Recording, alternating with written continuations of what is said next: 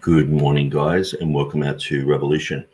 And so I've just got to fix my StreamYard a little bit. As you can see, something's happened here, and it's giving me one view. It's turned this into a tiny little screen here, and it's 100%, so it's not shrunken in any way. Okay, there we go. I don't know how to get rid of this down the bottom here. This seems to be a new setup.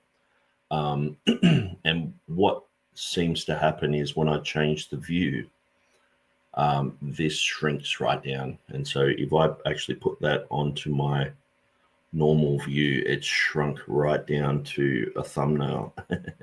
So I guess StreamYard are trying to improve their system, but in the meanwhile, they've got a few hiccups. So I'm just going to fiddle around with that for a little while. So if I disappear from the screen or if this changes, we'll just wait for other people just to jump on. Okay, now I'll try and better this. Okay, that's not what I'm after. Okay, it fixed itself by me enlarging the screen. There we go. Okay, so I guess if any of you guys have that problem, I just went full screen and then went back and it was fixed. Okay.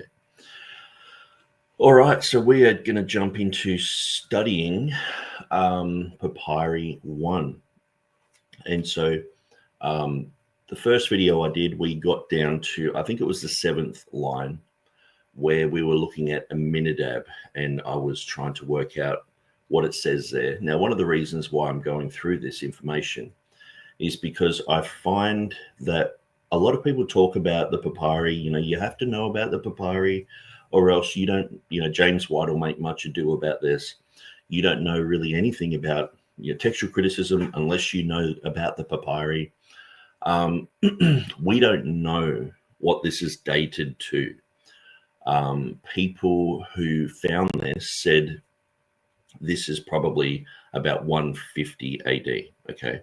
Now that could very much be the case, but it could also be 400. It could be a modern day forgery for all we know.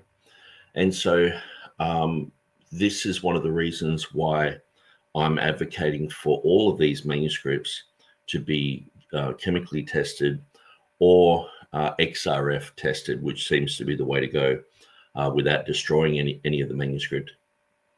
They can test the ink, they can test the papyri itself, they can tell how old things are. And so I think until that's done, people being completely dogmatic about the age of these things are just exercising a level of faith that because someone somewhere has said something, they are just going by faith in that scholar.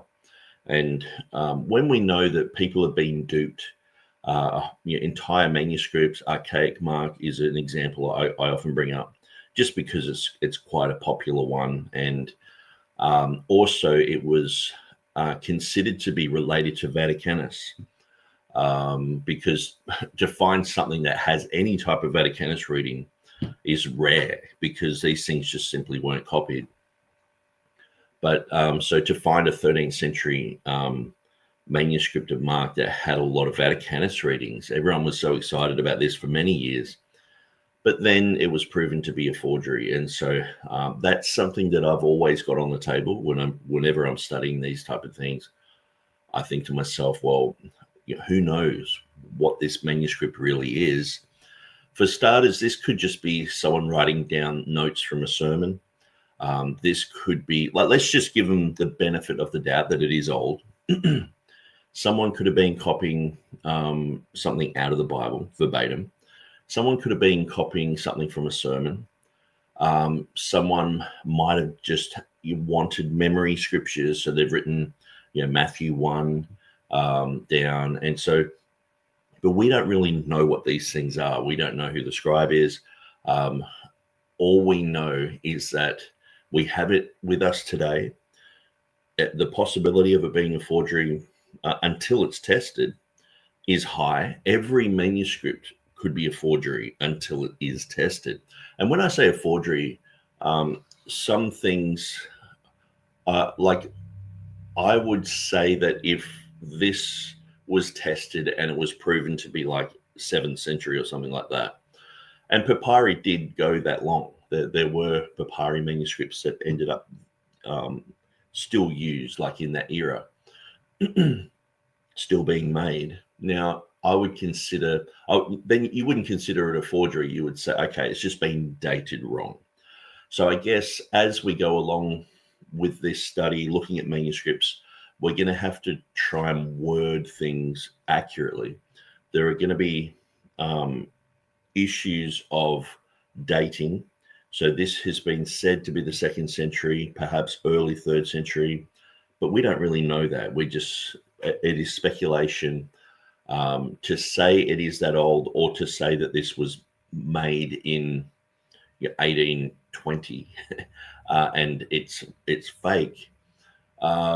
You have faith in both of those camps.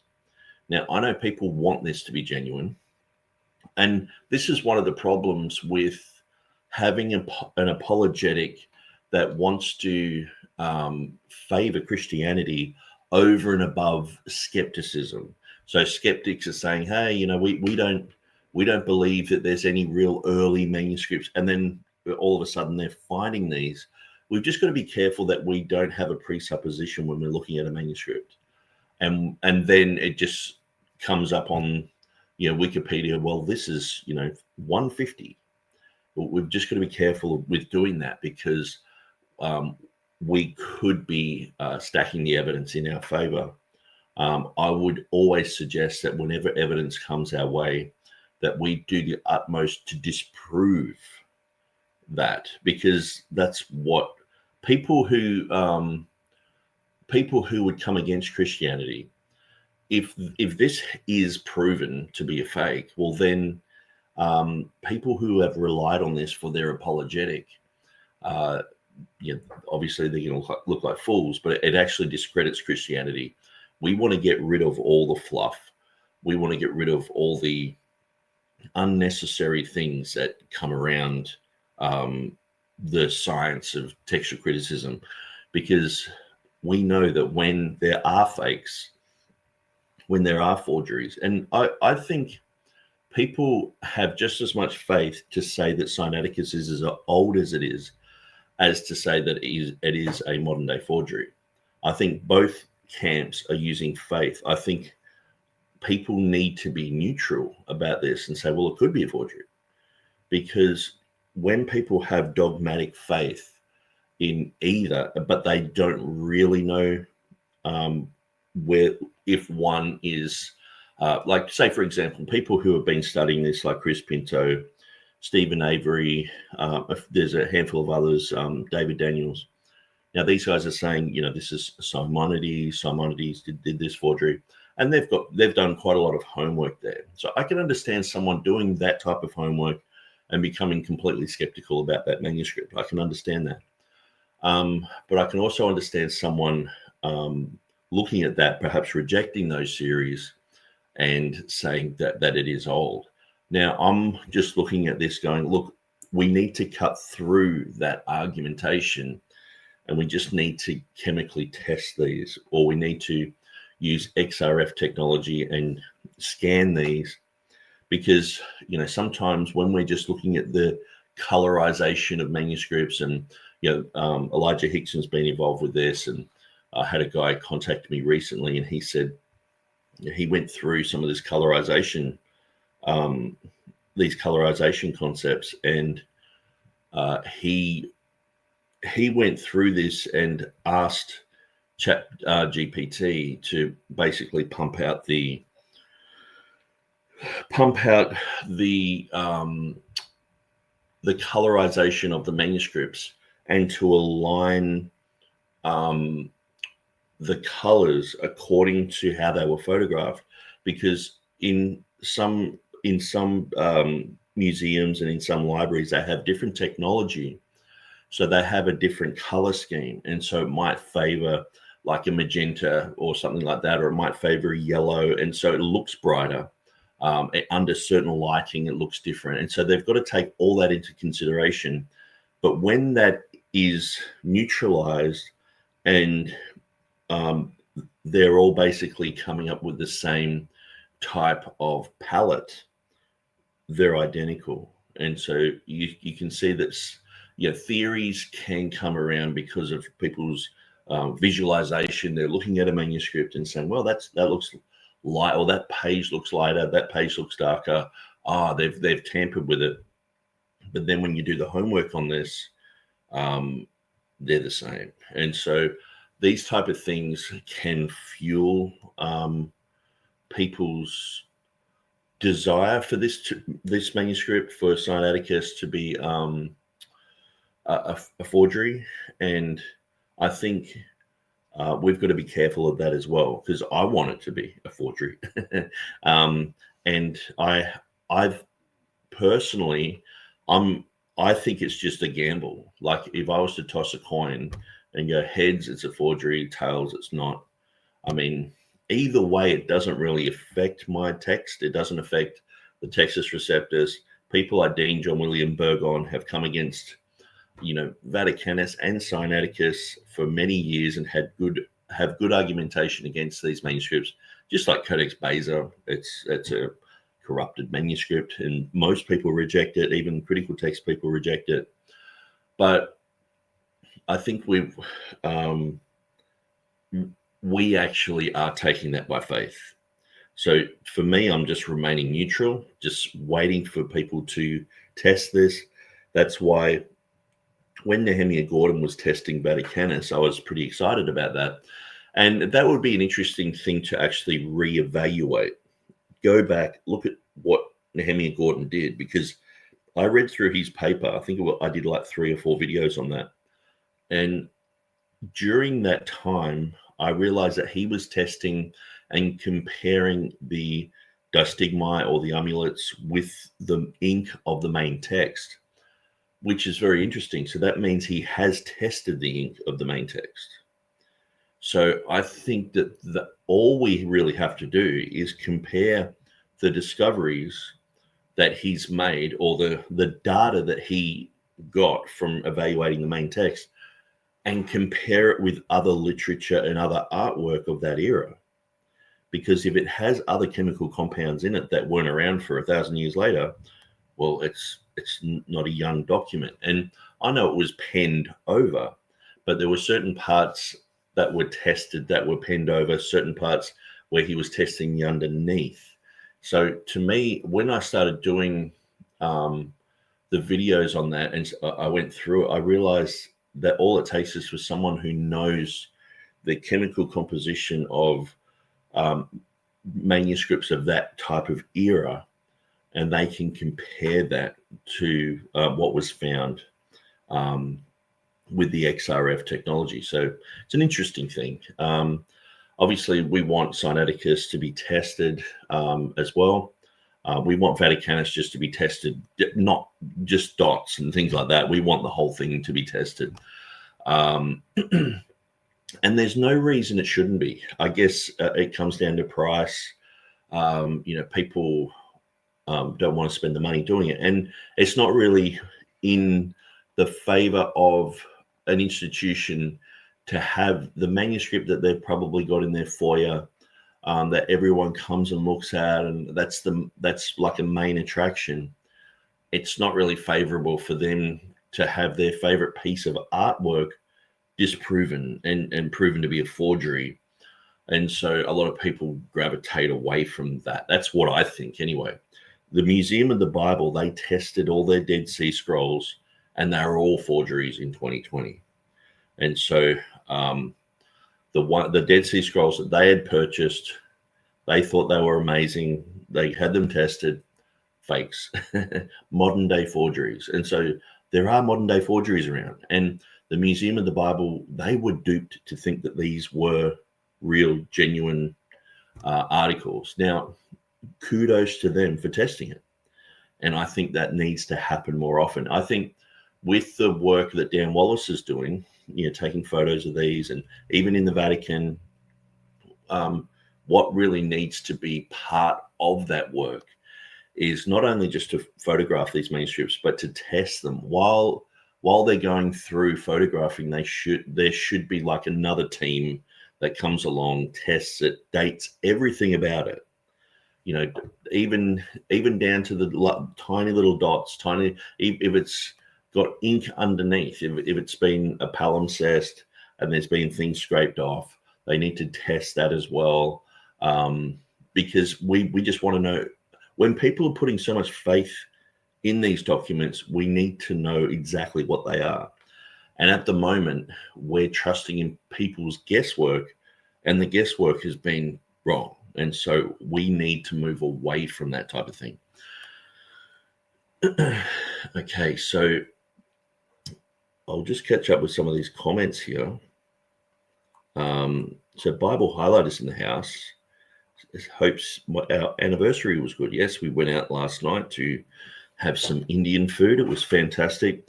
So I just had my 10-year wedding anniversary. That was awesome. So thanks for asking that. Bible Highlighter says, it is supposed to be a biblical manuscript of parts of Matthew. Forgery, chemical date testing needs to happen. And I guess there are things like even Erasmus, he said that Vaticanus was probably made at the Council of Florence from a back translation from a Latin document, which is quite interesting. But I think the thing is, people have, looked at archaic Mark. People have looked at, the Dead Sea Scrolls that were in the Museum of the Bible.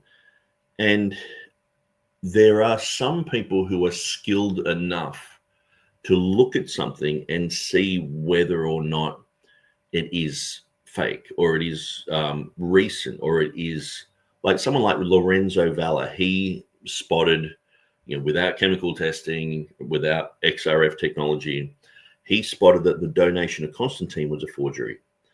And basically the donation of Constantine, that made the Roman Catholic Church what it was. That document was hugely influential. So it basically made it so the successors of the church were the Roman Catholics, the Roman Catholic side, the Roman Church. And so this donation of Constantine was proven to be a forgery by Lorenzo Valla, who was a Roman Catholic himself. Now, how did he spot that without, the science that we have today? Well, I guess it comes down to the letters that we're looking at right now are in Greek. Now, people who can read Greek fluently, they can read through this document in 30 seconds, in maybe a minute. They'll read through it, as long as it would take you to read Matthew 1. So, it might be a couple of minutes, but they would read through it. And to someone like Lorenzo Valla, he was around at the age of printing had just started, but there wasn't really any printed documents in Greek for quite a while. And so he grew up with manuscripts. He was always looking at manuscripts. He's always looking at letters and typesetting, or not typesetting, letters and scribal habits, the way that someone would write an alpha, the way that someone would write a vita. That was important to him. And someone like Erasmus, he knew that type of understanding as well. So he could look at a document and in his mind go, well, this has this type of influence, or this was probably written in this type of area, just because of familiarity. And it's like someone who's looking at artwork. Now, if you have someone who's looking at forgeries, there are certain people, like I understand that, some people do a pen test on a $100 note to see whether it's a forgery. There are a few things that someone like at a service station will test a $100 note under certain lights and look for certain things. But those things can all be replicated as well. Those things can be, like someone at that level, they can be fooled. But then you get people who are experts in spotting counterfeit notes. And you can just put 2 notes in front of them, they'll know straight away. Even just feeling the note, they know, hang on, this is recent or this is old. It's quite amazing. I listened to a podcast maybe about 3 or 4 years ago, and there was this one guy who was counterfeiting money in the United States, and he became the best counterfeiter that had been in up until that time. And so he was basically just printing money, and he would go into places like Walmart, and he would buy things, like say it was like a $500 item, and then he'd bring it back and get cash. And so he was doing all this stuff, and he went through all the details of how he was tricking people through his forgeries. So I think there's many things that can play into this. So you have people who are working as text critics. Most of these people I find can't really read the Greek language fluently. Most people are fumbling along, like Bart Ehrman said. Most people have just got a lexicon out and they're fumbling through. But people who can read Greek, read Latin, read Coptic, like people who can read this stuff fluently, they have a huge advantage over us, because when you can just go through and you can read this like it's the morning newspaper, you're just cutting through a whole bunch of unnecessary learning and time. Like most people would have to, like, this is exactly what I'm doing here. So I've got it typed out on my website. We're up to line 7. We're looking at Aminadab, but without this, I mean, I'd probably struggle. Just trying to go through this, especially in the state that it's in. Now, I know most of the manuscripts that would have been used by like Erasmus, Stephanus, Beza would have had that most of them were Byzantine.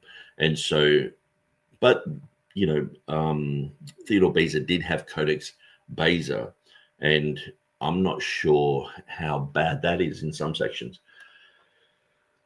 But they had to be familiar with the majuscules. They had to be familiar with the minuscules.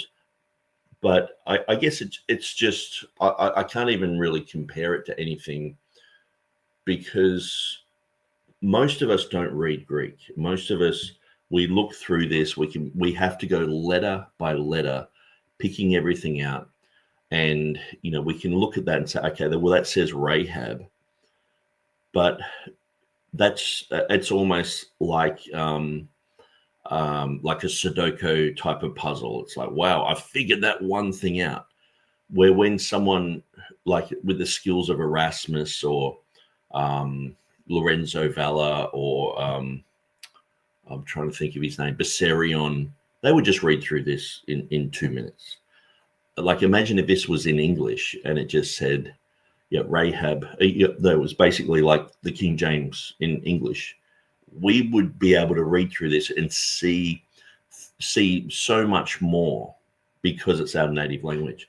Now, we're all trying to learn, we're all trying to grow in our understanding of the languages, but I think that this is a huge disadvantage to the Anglo scholars, because a lot of people feel that because they've learned the Greek alphabet, because they can go through and pass a few words here and there, and because apologists come out and basically lie to us and say that they know Greek, it hasn't helped. And so what you get is people who basically have like a cursory or they have a beginner's level of Greek, and they're trying to decipher this type of stuff, where true scholarship, someone who truly knows how to read this stuff like we do in English, they have just such an advantage over us. And to be able to spot like the delta there, because when you listen to me, I'm fumbling around going, oh, that looks like an alpha there. Oh, hang on, no, it's a delta there. Like that wouldn't even be a consideration for half of these scholars. They've not only looked at the letter, they've read the whole word.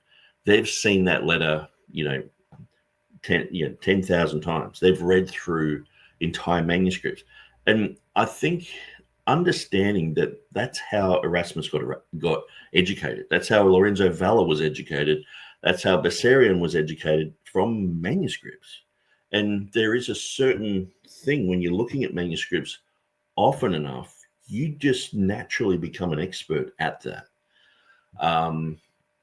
There's probably so much that was lost when we went to the age of printing, because yes, people can now, there's so much advantage to that, but there's a whole art form that's lost because people are not growing up reading manuscripts anymore.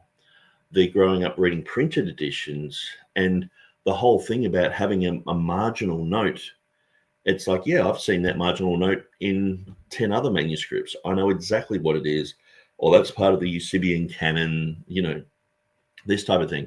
And so when we see a marginal note, we're like, where do we start? What do we do?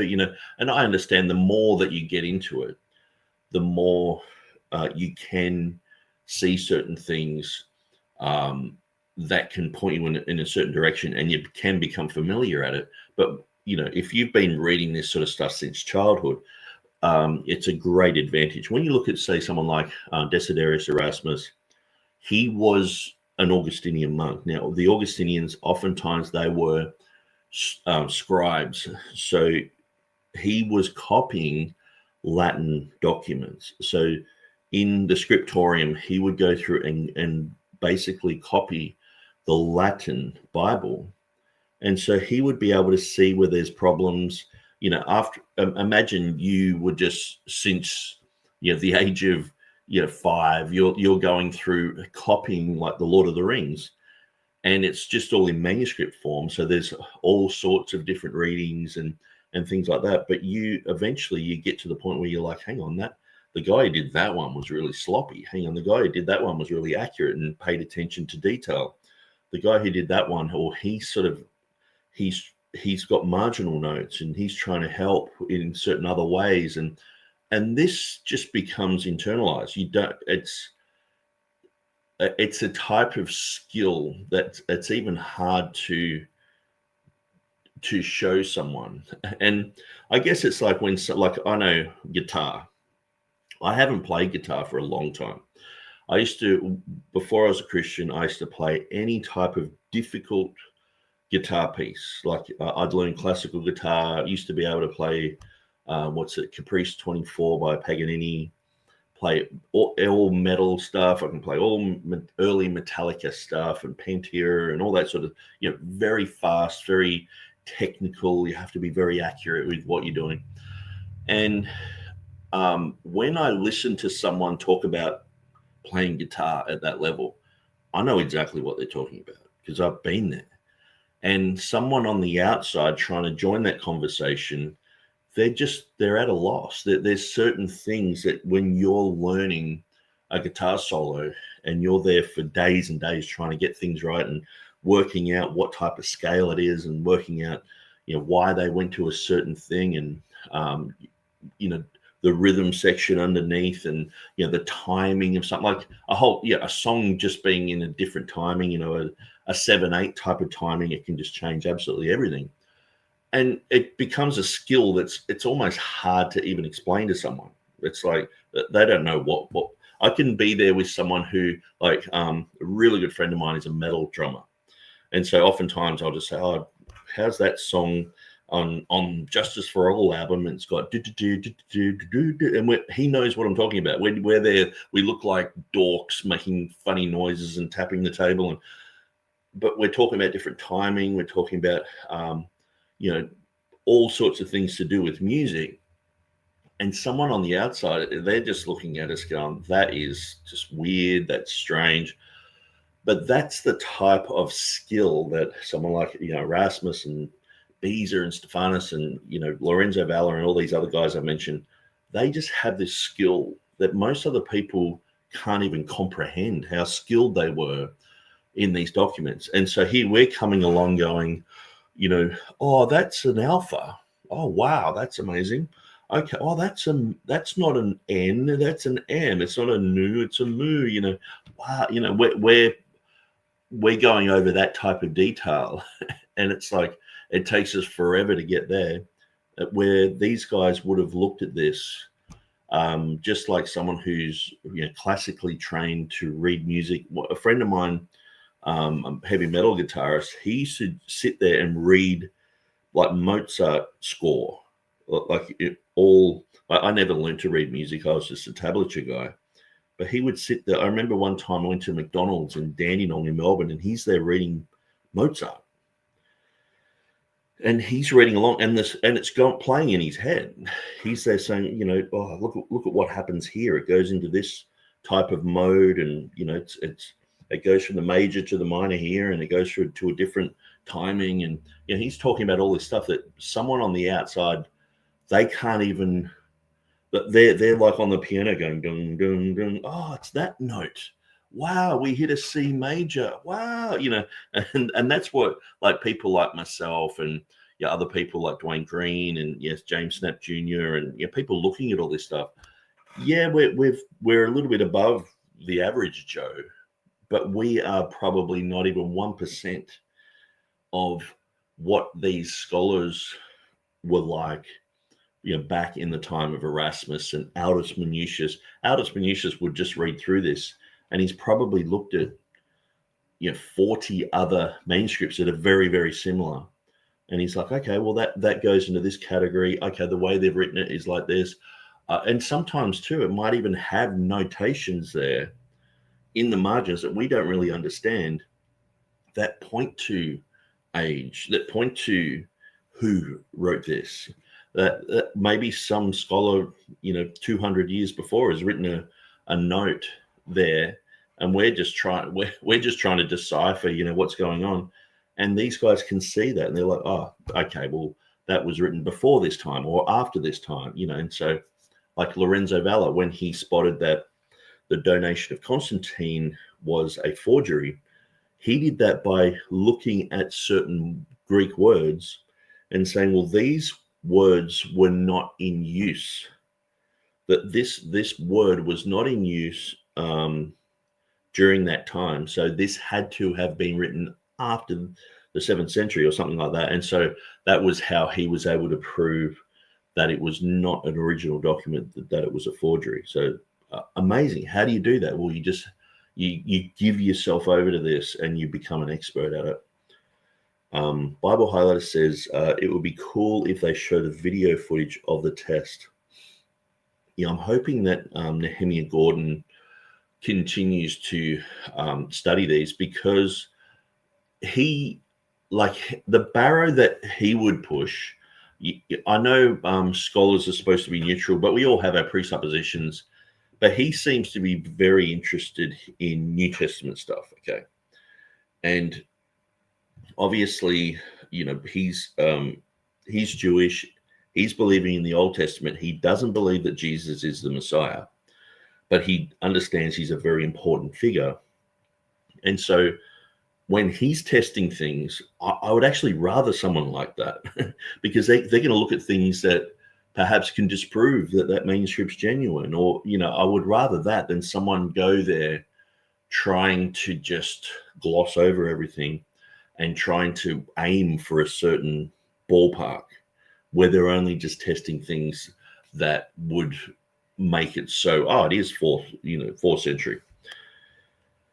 But yeah, it'd be great if, ultimately, if you won the lottery and you had millions of dollars, you would go around photographing these from every different angle at the highest resolution you could possibly get. You would make everything public. You would have video footage of it, and you would also go through and you would test everything.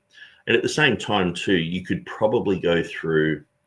I know that this is just a photo, one photo of what's here, but you could probably zoom in nowadays with the technology and take high resolution photos of each letter.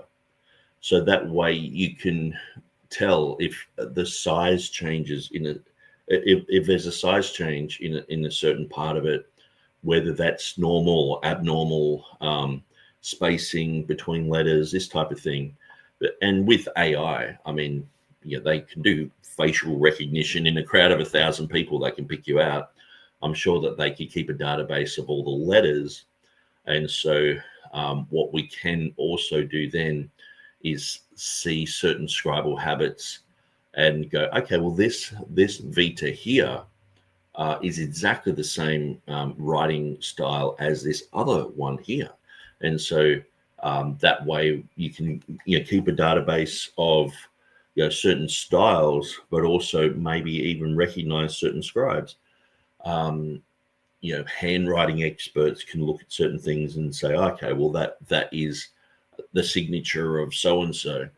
I'm sure that handwriting experts could look at a document like this and see certain patterns that are in others, but using AI, you could get that right down to a science, where you compare certain letters together and it's exactly how it's been written in another document.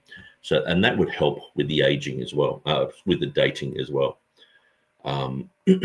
Not that you would need that necessarily if you did XRF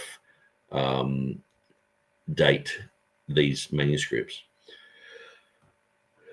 Bible Highlighter says it does take faith to believe the age of these manuscripts. Well, it's like evolution. We see there's a lot of hoo-ha about that. They'll find a bone, and this bone is 200,000 years old, and all the rest of it. And so we just know that there are scams around the dating of things. And what I find is a main pillar behind the critical text is, well, it's oldest and best, this type of thing. So it's all about dating. And if you follow that through to people who started to focus in on, oh, well, this one's older, so that makes it better, that's closer to the original, this type of thing.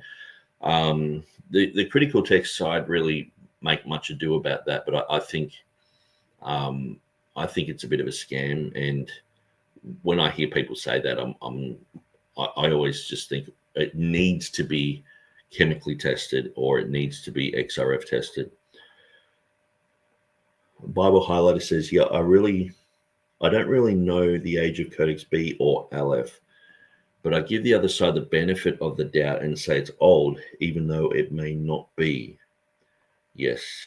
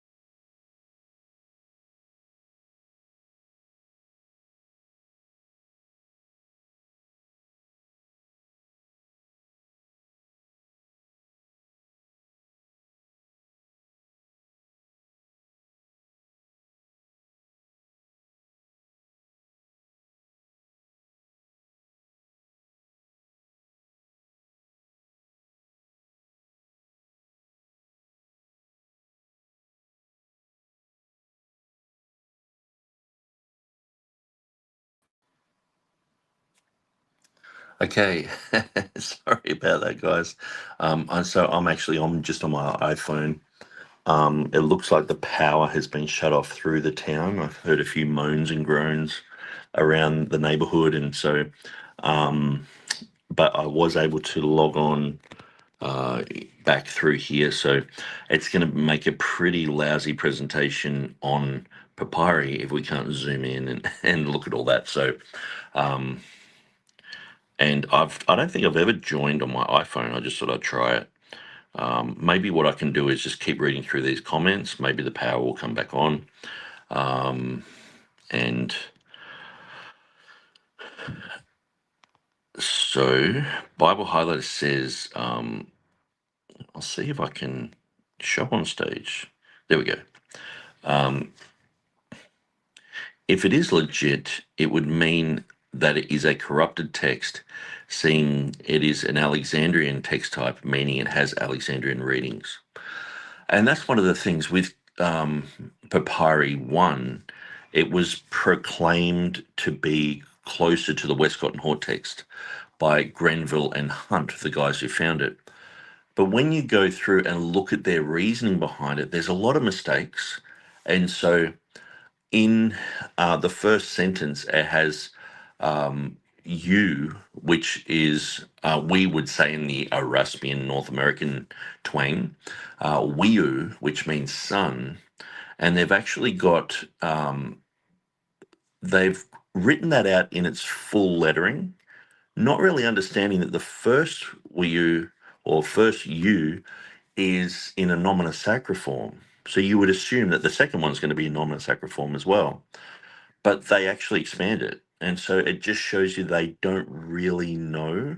And I would expect that these people probably knew a little bit of Greek, but it seems like they've overlooked that. And that's one of their things. They're saying, oh, see, it's closer to Westcott and Hort, where it's like, no, that you can't do that. A word that doesn't appear in the document, you can't just, if the pattern is that it's in a nomina sacra, the next one should be in a nomina sacra. And so, okay, so I'll go back to here. I'm just trying to do this on my phone. It is pretty difficult. I might make it a bit brighter. There we go.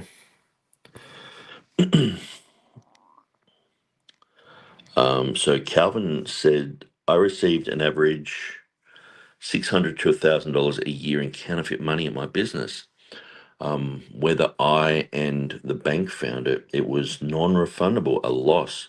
Well, that's amazing. And, having been to America, looking at the notes, like here in Australia, our money is all made of plastic, but it's got so many things about it it's really quite hard to counterfeit it. And so it does seem strange that America, America is known for, being, a first world nation, having really good technology and all the rest of it. But when it comes to the money situation, um, I think that someone could easily counterfeit the money there. And because the US dollar is used everywhere, I'm sure that when someone goes to Cambodia or goes to Colombia, people accept American dollars all over the world. Like when I'm in Cambodia, they use the American dollar as their currency, and they only give you, when they're giving you change that's under $1, they give it in local currency.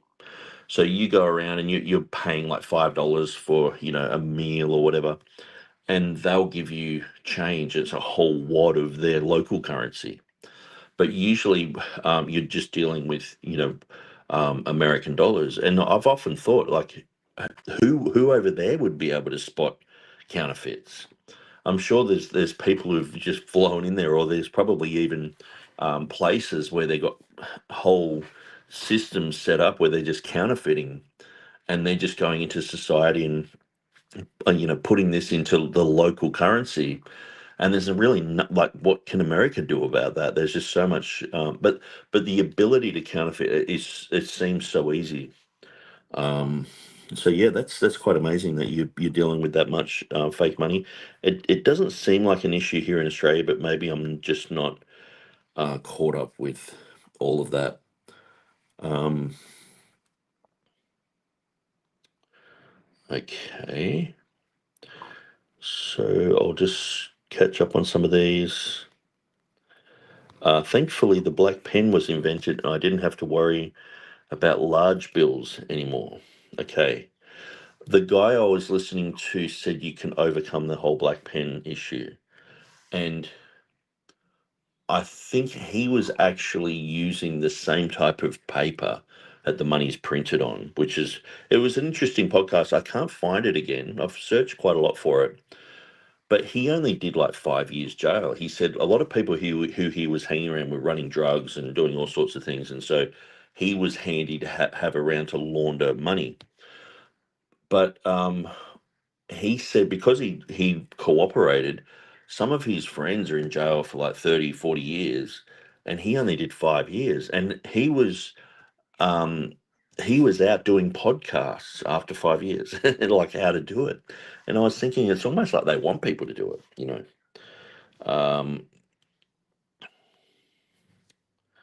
Okay. All right. Now I've still got 5 people watching, so I'll just quickly go through this and we'll see what happens. Following Truth, LJ's in the house. Calvin said, like today, we have tech to weed out any and all forgeries or manuscripts, but for some reason, nobody wants to have these manuscripts tested. I wonder why. Well, that's the thing. It's like if you've got fake banknotes, surely you want to know, unless you're benefiting from this. And I think if they went through and looked at a lot of these, I mean, antiquities forgeries, art forgeries, even Byzantine art forgeries, I think these are all things that would be interesting to look at and study, and then come back to the New Testament with that mindset of like, hang on, how are we proving that this is a genuine, the real deal, sort of thing.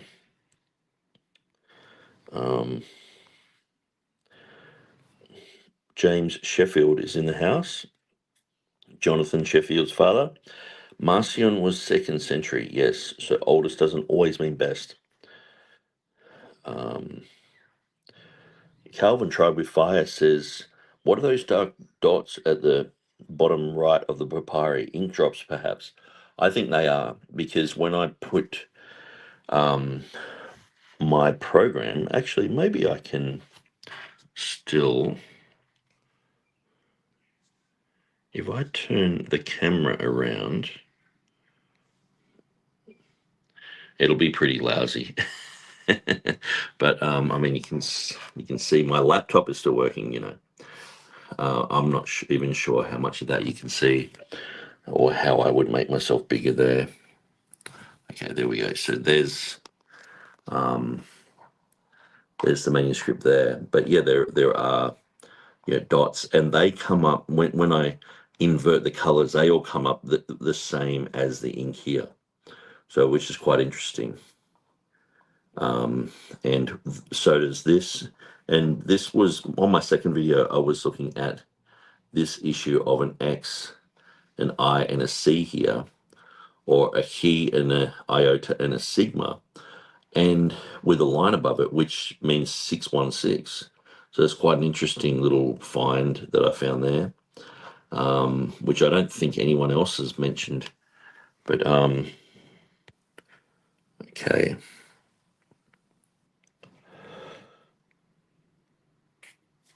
So yeah, I guess we'll just do this video another time, because it's going to be pretty lousy. Me talking about Papyri 1. I might even delete this video, or yeah, it's a bit of a shame, but I guess I'll just spend the morning going through Papyri 1 and looking over things and working some things out, which I sort of wanted to do live. But yeah, well, all right, guys. Well, I guess I'll try and figure out how to stop this. But thanks for joining us. God bless you, and we'll see you again another time.